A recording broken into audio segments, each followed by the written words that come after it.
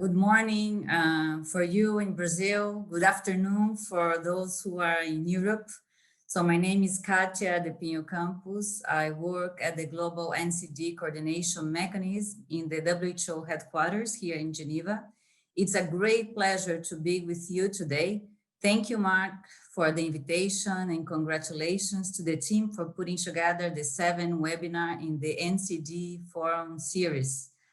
Before we jump into the discussion, let me share with you some thoughts for start our panel discussion.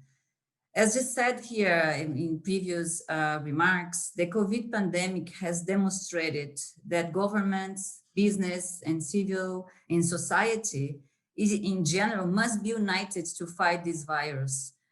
Never before the connection between health of the population and the economic prosperity has been so evident.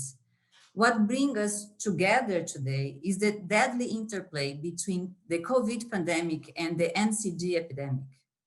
So we know that progress in some countries has been made towards achieving the SDG target 3.4, which refers to reducing by 1/3 premature mortality from NCDs, as well as promote mental health and well-being.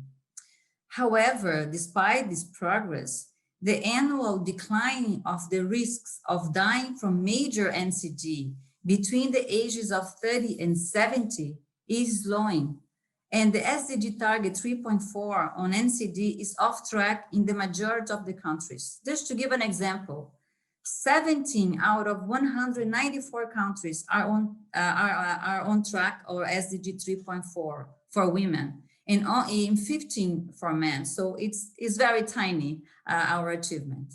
So the foundations of the Sustainable Development Goals originate from a leaving no one behind principle.